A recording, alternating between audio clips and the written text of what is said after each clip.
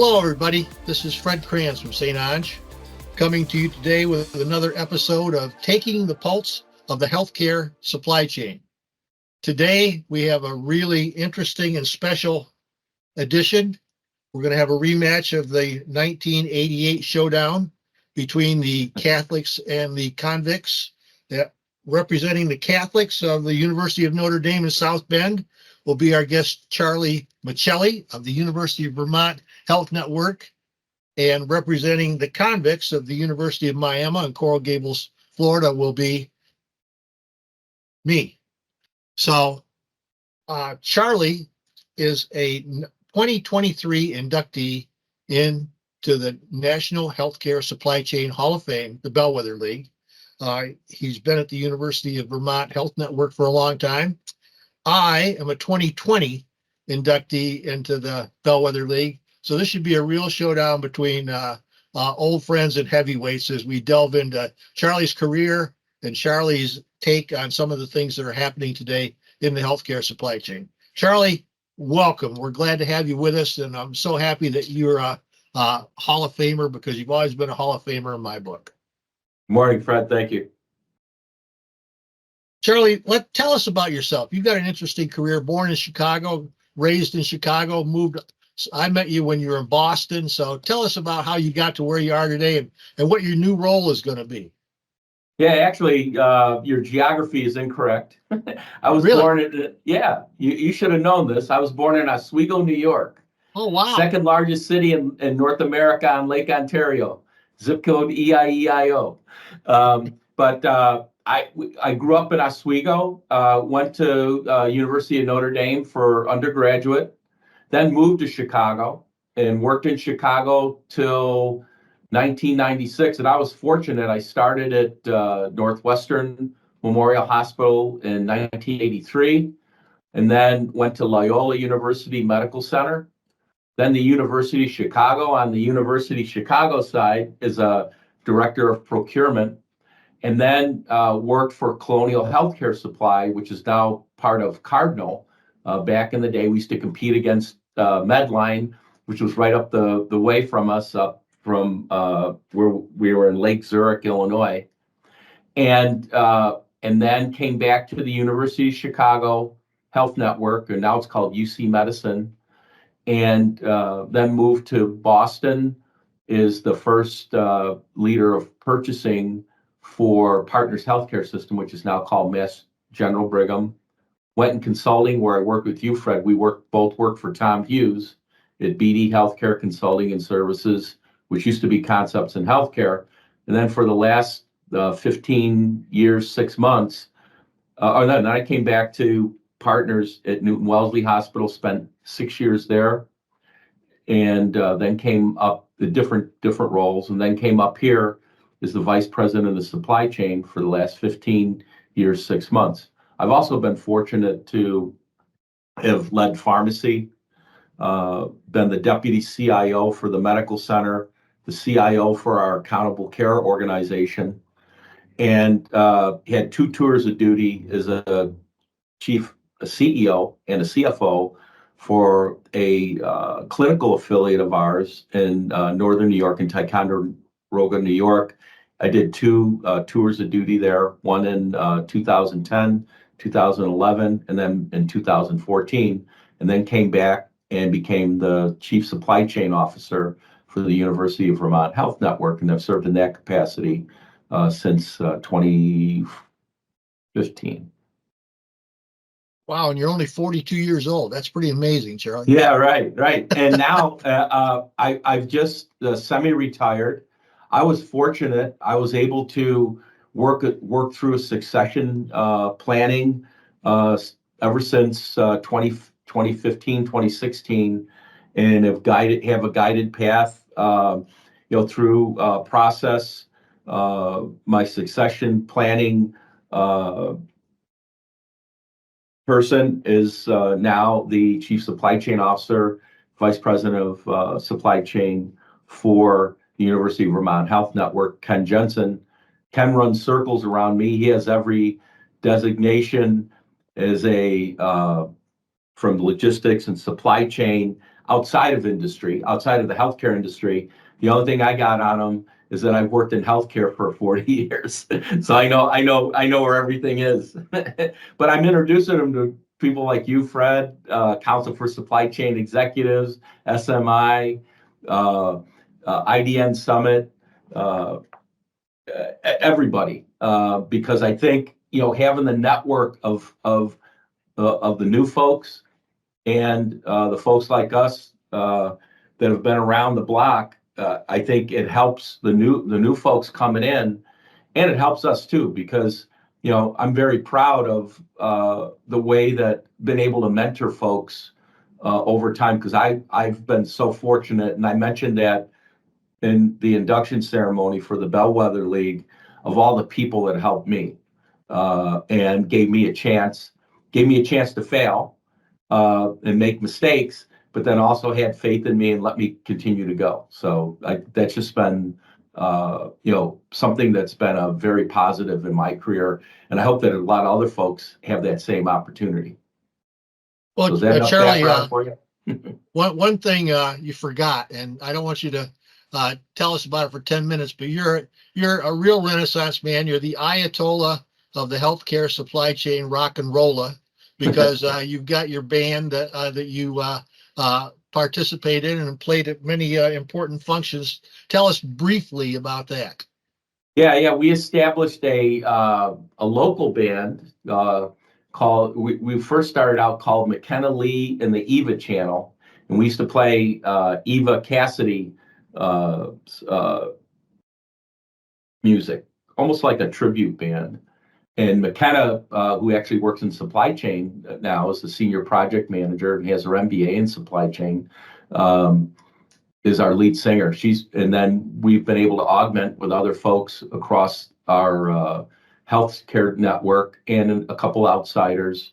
And we've performed. Our first away performance was at the Epic UGM, which is a big conclave that happens in September in Verona, Wisconsin. So our first public performance, our way performance, was in front of 7,000 people. So it was pretty good. And then we've continued. We donate our time. We don't play for money, and we take whatever we get, and we've donated that to either the Patient Safety Movement Foundation, Support for Haiti, and also our Vermont Children's Hospital. So we do fundraisers. So we've been in suspense since the pandemic, but we did do a video. We wrote a song. McKenna wrote almost all of it, and her partner wrote it. And then we recorded it, and it's been used by the Patient Safety Movement, the World Health Organization, as well as Vizient, and different aspects. We recorded it in August of 2020, so we're pretty proud of that. And hopefully, we'll be playing a couple times this year before I hang up my. I'm not hanging up my guitar, but I'm hanging up my supply chain spikes. So. Well, Charlie, the one thing that's always stood out about me is you've always been an early adapter of either applications or solutions. And I can think of two that I sort of associate you with. One is in value analysis, and the other one is the Resolink application as far as supply chain disruption warnings. Is that just your nature to be curious and adapt things early, or do you just have the ability to immediately see the value of something? I've always been impressed with how quick you get stuff. Yeah, I think it's a couple of things. Is when and I kind of bring it up to my upbringing. I came up in a blue collar town, and never really, the big city I ever went to was Syracuse, New York. So when I went out to South Bend and then went to Chicago on a couple of trips, just saw the world opened up. And but with that, working person's work ethic, you never say never. You put your head down and get stuff done, but you're always keeping your eyes open to see how you can do better and help each other. And that just came through my family and just the way we thought about things. And I was an early adopter of computers when they first came out. So and some folks probably listen to this may not even know about it, but VisiCalc, Lotus 123, the Smart System, that was back in the 80s. And when I grabbed onto that, I saw the power that we could use and how fast you could move for analysis and decisions, whether we were selecting suppliers, whether we were looking at item masters, whether we were, using barcodes. Back in the day, we were early adopters of barcodes for patient stickers, charge stickers, but the computers weren't fast enough. And I had this one guy that worked in my group. He could 10 key faster than the barcode. And I used to bet money on it with folks to say that this one fella could key faster, and the computer was an IBM XT. So, but then when it went to the IBM AT, the computer was faster than the 10 key guy. So then I stopped doing it. But we were one of the first ones to use the AS400. So I always had visionary bosses that basically just let me go get loose and look at stuff and try to deploy.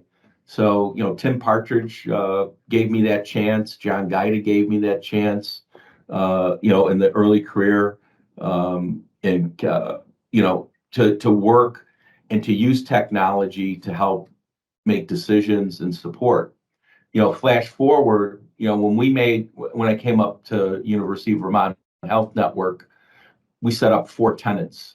One was cost management, one supply chain, which is basically no silos. Third was have enhanced business processes. But the most important thing, and this was before meaningful use, this was in 2008, meaningful informatics. So we started building a platform on our informatics at the time. Our ERP system was called MediClick at the time. Now it's called Pink AI. And it was a good system. I've worked with SAP, with PeopleSoft, with Oracle, with Lawson, with Infor, McKesson, you name it. We were ADS System 20 back in the day, Tom Pirelli's system, Enterprise. And the system was a good system. So we knew we had a good foundation. And about 3 weeks in, the chair of our value analysis committee, Dr. Ricky, who was a surgeon that ran value analysis, said, "Hey, we'd like to have a voting system for blind voting to make selections." And I said, "Okay."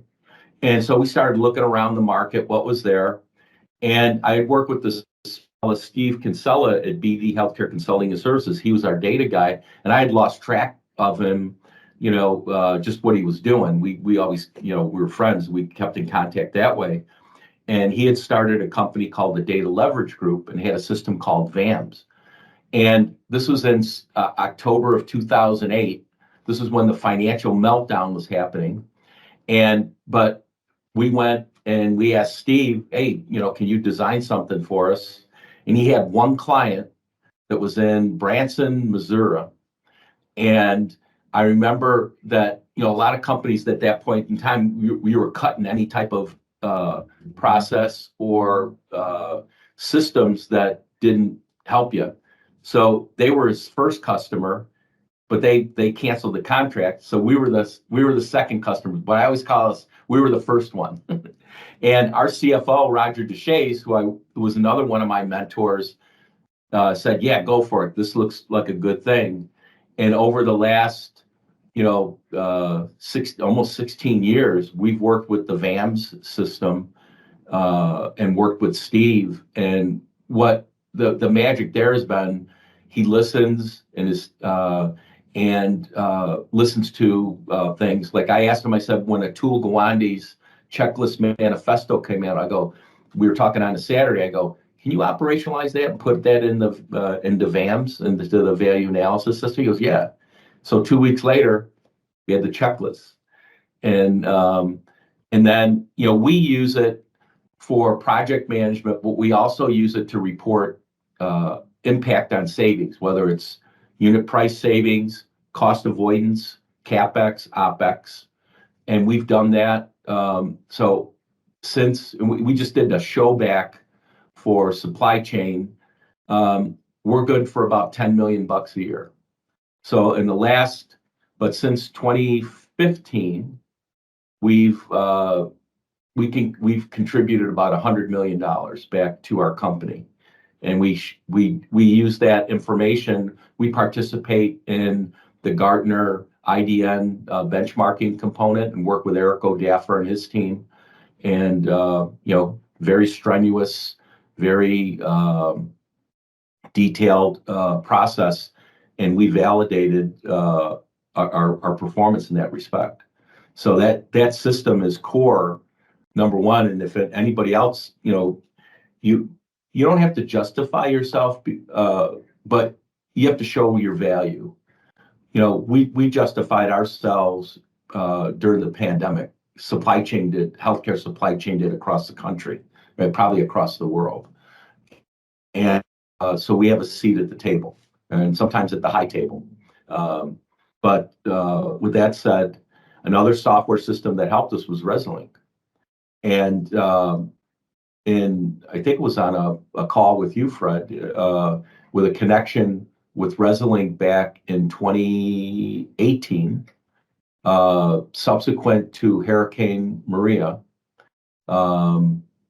We met, and I think you guys were 3 minutes in, and as soon as I saw what you were doing, I said, stop it. Did the Jerry Maguire where, you had me at resilience. And so we asked for a term sheet.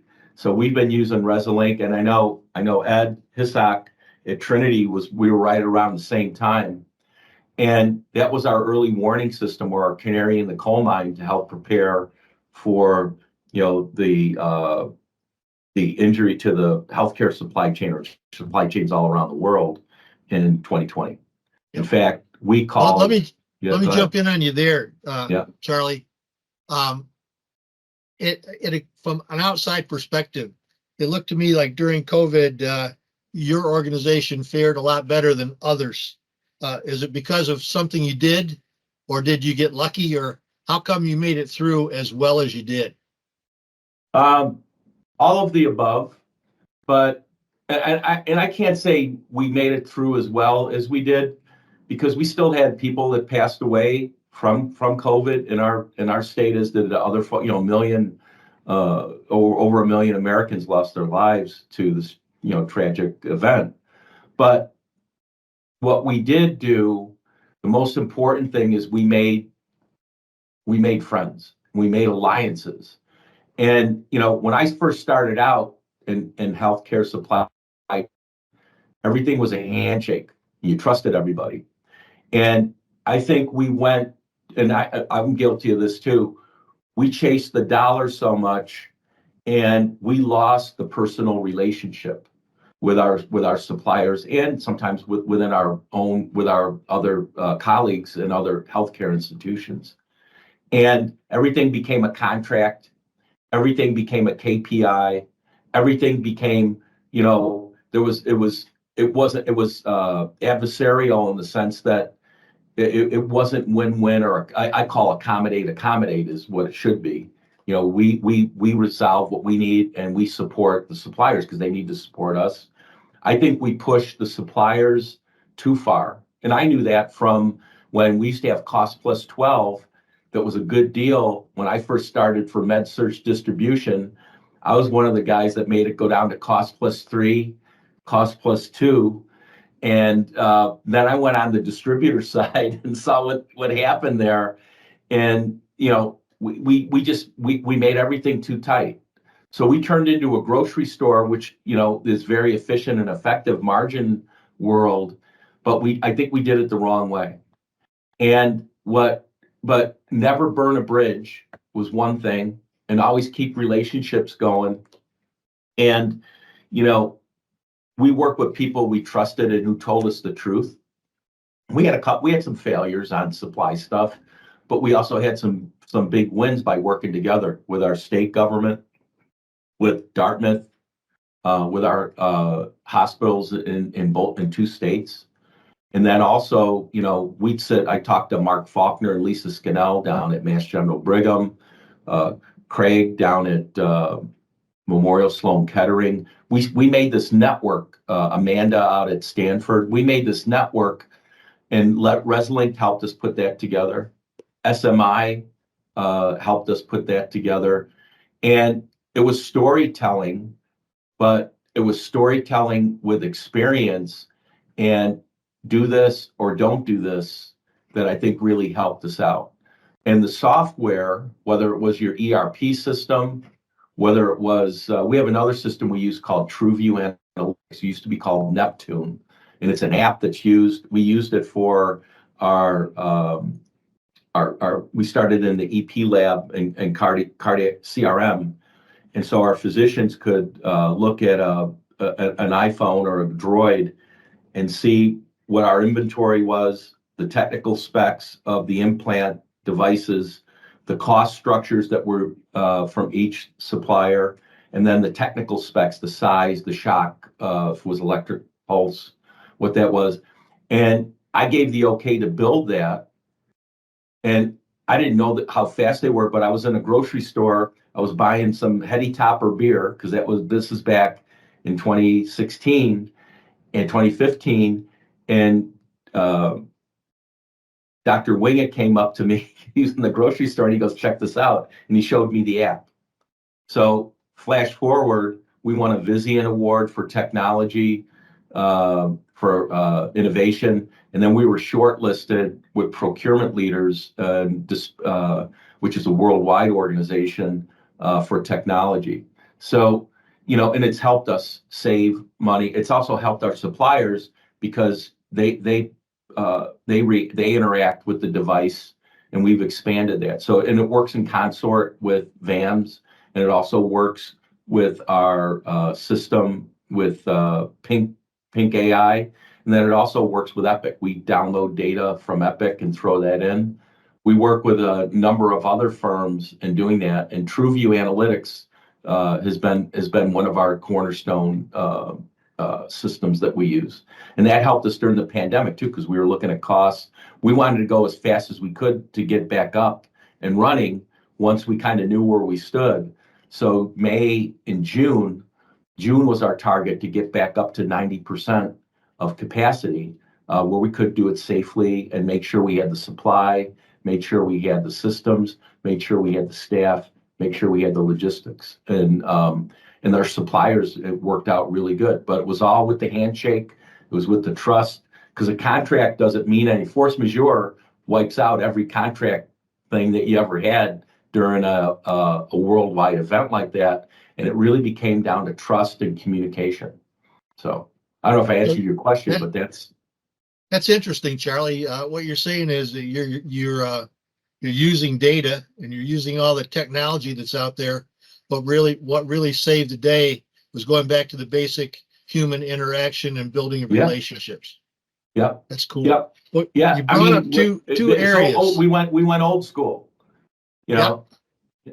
Well, you brought up two areas in here, Charlie, that I think probably bear a little more stretching out. As an innovator, you've never been afraid to hire folks from outside of healthcare. You talked about McKenna, your lead singer, and I know Ken didn't Ken come from Green Mountain Coffee? Cargill, U.S. Navy. He was a submariner, missile commander, so officer. So the leadership and everything else was built in there. And then we have attorneys too that came in into our group. From one attorney was a assistant district attorney, and then another attorney was the public defender. But it's the critical thinking skills that you want. Another fellow that works in our group, he's got his master's in molecular biology, and but he's also an attorney and a patent attorney. So we have a attorney embedded in IT. I would say that we're in the minority right now of healthcare supply chain organizations that have supply chain embedded in IT, which is one of your biggest spend areas. And so we've done that. Sid Hamilton, who's actually a future Hall of Famer in the Bellwether League, was our first approach in that. So when I was the deputy CIO, we brought Sid in, and Sid sat in IT. And in fact, we had a thing called where we put people up on the wall, the faces of Fletcher Allen. And Sid went on the wall as a face of Fletcher Allen for his performance and his support, but it wasn't from supply chain; it was from IT. So, and again, folks didn't have healthcare experience. In fact, if I had my druthers, I want people from the military who've served and supported our nation because they understand. They work between X and Y and are really good.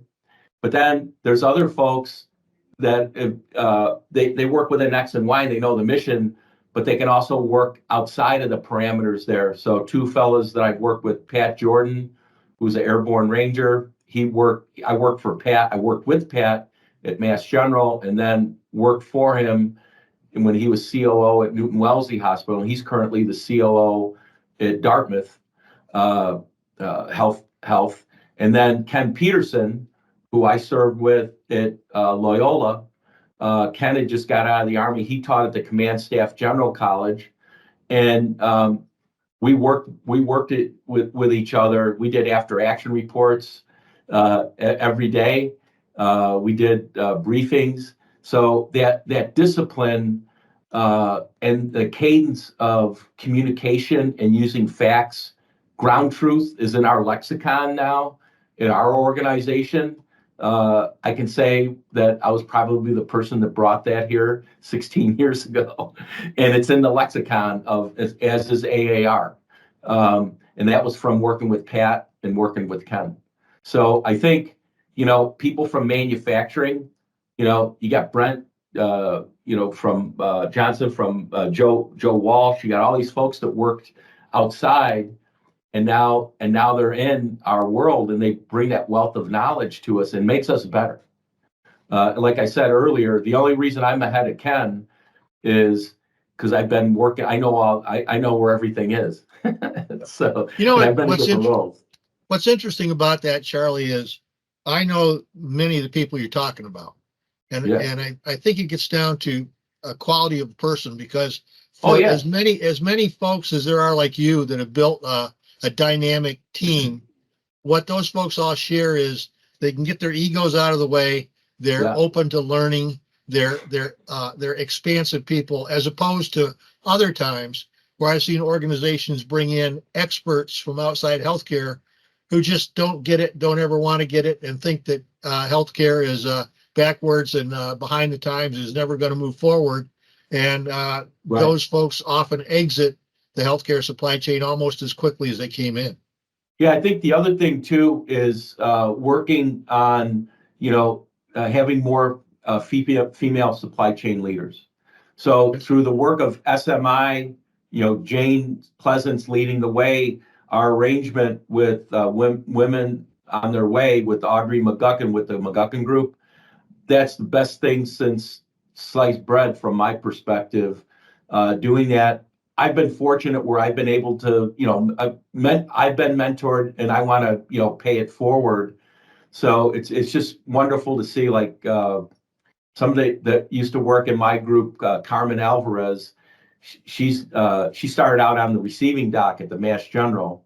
Now she's a director at the Mass General, and has been in administration and has worked on diversity, equity and inclusion, has just worked on mindfulness and health. We actually had Carmen come and talk to us about wellness, and just to see somebody, go from, because that's where I started. I started kicking boxes, and not a bad thing to learn, because if you don't do the work, you don't understand the physical part, but also the emotional part, and to see. Right.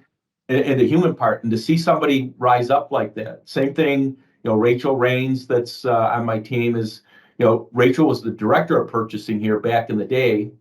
You may have met her, Fred, when you walked through Fletcher Allen in 2008. And then Rachel left. She was our first telecommuter, but she moved out to the left coast. And during the pandemic, she was my chief of staff. She's an attorney. And upon her return, and through, she went through Women on Their Way, and also has moved from a manager, is now the director of network contracting for us. And then you have, look at the folks that were just in the Bellwether League class of 2023.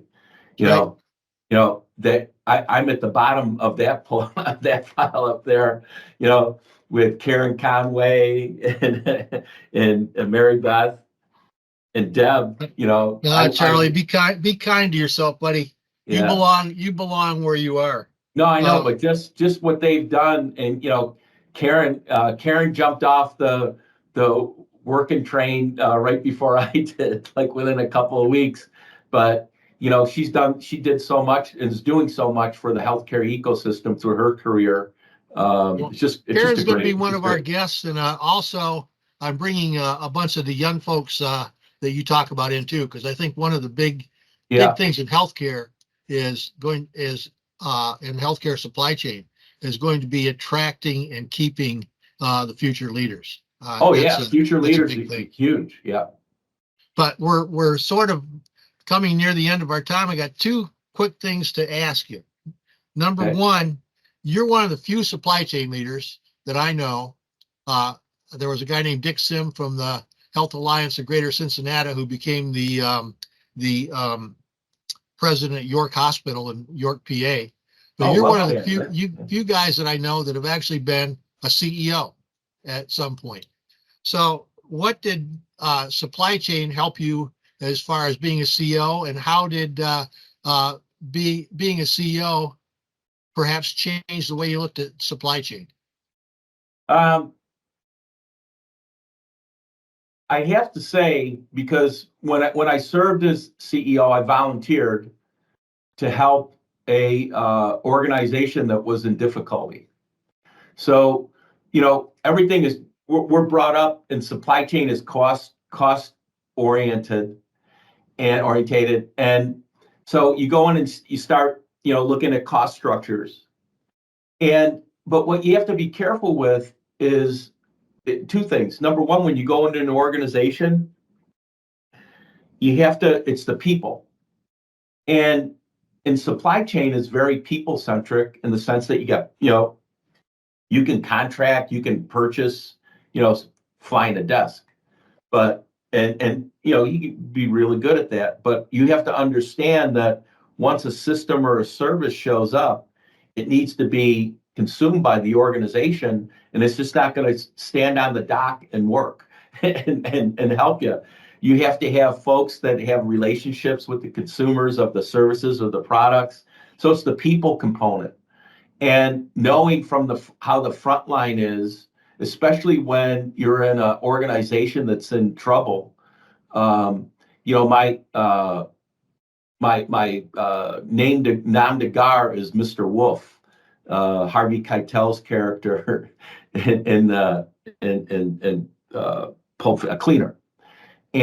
But you have to be benevolent when you're in that and understand that it's the staff that are doing the work, but it's also the community. So when you're at a place that is a economic engine for a community, you want to keep that place alive. So supply chain helps you how to sustain, but you also have to be careful depending on where you cut costs or how you cut costs. Because when you work in a critical access hospital, some of your expenses you're in a cost plus with your Medicare. So you have to be, I listened to my colleagues and consultants and said, yeah, you want to keep this part here is good, but you also want to make sure that you leverage economies of scale. You leverage group purchasing organizations, you leverage your governmental agencies for help. So it was eye-opening for me, where you just can't come in like a consultant and just say, here's the list, do it. Because there's a person behind every penny or in front of every penny that you may work on, and it's what's the value of that spend, and how does that help take care of a patient, number one, but then how does that help take care of the folks working there, and then how does it take care of the community? So I guess, just coming up in big organizations, I never worked at a small hospital before. But when I went into consulting, I'd only worked, Mass General, the Brigham, University of Chicago, Loyola, 500,000 bed hospitals. And then when we were in consulting, we go work at a critical access hospital or a smaller system and try to save them, whether we were subcontracting for Hunter Group or doing it ourselves to make things better.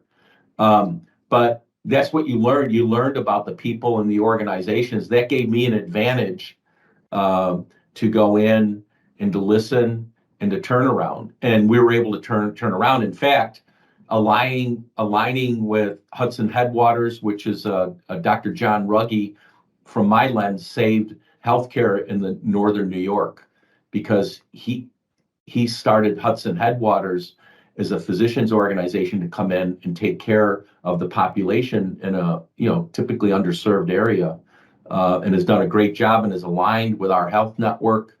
And we made that relationship 10 to 12 years ago, versus a competitor or a colleague and a collaborator. Yep. So yeah, that's what you learn. I mean, the other thing is, when you land, you have to be visible. You have to meet with everybody. They got to know your name. When you go into a smaller organization, it's sometimes it's harder because people are so busy, you don't get to see. And then when you have to understand your board of directors, which now we get to do in supply chain, which we didn't before. So I don't know if I answered your question, but it's listening. It's listening and honoring and respect. You can't come in binary and just say you're in, you're out. You have to think that way, but then you have to humanize it and rationalize it to, well, I said, the patient, the staff, the workforce. Who was it? I think Dr. Conroy said this. I heard it in the discussion the other night at a supper, is that, what do you do when you come in? Workforce. Right. And you have to honor your staff and work. And our CEO, our CEO, not that our prior CEOs did that. Dr. Eppen is like that at every place, socialized with the folks, town hall meetings. Probably people got tired of having meetings because when your organization's in trouble, they got in trouble for a reason. And it wasn't, so you meet and you have to tell people the truth. Yeah. And that's where the facts come in, and to get the data and to show where the numbers are. What's your day's cash on hand? What, we're trained to do all that stuff in supply chain to figure out the financials and to report that back to everybody. And, a couple times I had to tell folks, 30 days out, if we can't make a payroll 30 days out, I'm going to tell you as soon as I know. And, that's hard to do, but people respect you for it. And, because they got to take care of their families. So that's always been, I'll say this real quickly, then I'll have your final opportunity to say what's on your mind. But I always thought that when we did the kind of supply chain consulting that we did, you'd walk into a place where senior leadership has started out thinking that their people weren't doing a great job, and we were there to correct it. And I always walked in, and I would say that 80% of the recommendations that I ended up making were stuff that the people that were working for them have been trying to tell these guys for years, and they just weren't paying attention. Yeah. So I always thought that my job was to do what I could to protect the folks that were already there. And it worked out pretty well. So Charlie, your last chance here. Parting words.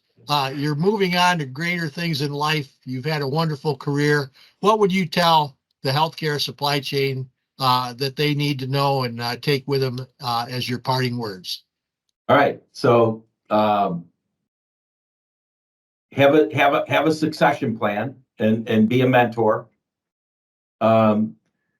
Because, you know, my most important thing that I've told the folks that have taken my job is saying that make sure you have a you working for you. So I told Ken Jensen that. I go, make sure you have a Ken. You Make sure like this, Charlie? no, no. Make sure that's University of Miami. But let's make sure you have a Ken working for you, because having that strong leader as my second in command allowed me to do. You're only as good as what, because you have to keep the trains running every day and take care of the patients and your customers, and that allows you to innovate, because you don't have the time to do it, even if you work 20 hours a day. So that's the first thing. You know, listen, don't hear, but listen. And then if you ever work with a consultant, the first thing you do is, and I learned this from Steve Bunker, who was the president of Holmes Regional Medical Center down in Melbourne, Florida. That was my first flyaway consulting job. And Steve was the president, and I walked into his office, and he goes, take off your watch and give it to me. So I said, okay. So I gave it to him. Then he took off his watch and gave it to me. And he said, never take off my watch and tell me what time it is. So, that's what I learned is, make sure that when you bring in consultants, that they're resultants, not just taking your watch off and telling you what time it is. You should know that. And when we engage with consultants, we give them the information. In fact, we're working with Mark Van Sumeren's group, the Logic Source now, and it's a collaboration. And it's not, well, they're going to come in and tell us. We had a cage match between my expert in IT and their expert in IT. It was awesome because you could see the lightning and the energy going with the discussions. And I called it a tie. I go, well, we need to work together in our IT spend, but my guy's just as good as your guy. So, but in other areas, and the last thing is that you're not the best in everything, except Notre Dame in football. But you have to concede sometimes to say you don't know everything, and you learn. You creatively, Tom Peters used to say, you creatively swipe. So you take the best and put it into action, and make friends across. Be in every organization you can, and make friends with folks and share information.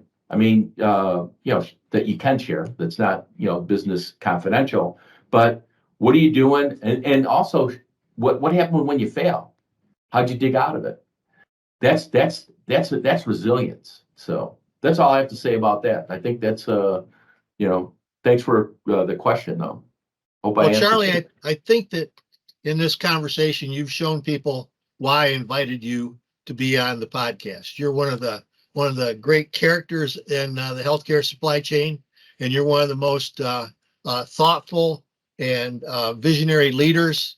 And it's been great to be a friend of yours for all these years, even though you did pick an absolutely crappy school to attend. I can get past that, though, Charlie. So thanks so much for being here. We really appreciate it. And what do you say, Fred? You said that Notre Dame's your second most favorite school, and every other school's bet is number one. Yeah, that was in healthcare purchasing news in 2008. I got that from Kinky Friedman, who once said the Germans are my second favorite people. First is everybody else. Yeah. All right. Well, take care. Okay, Charlie. Thanks again. Take care, buddy. Bye-bye. Bye.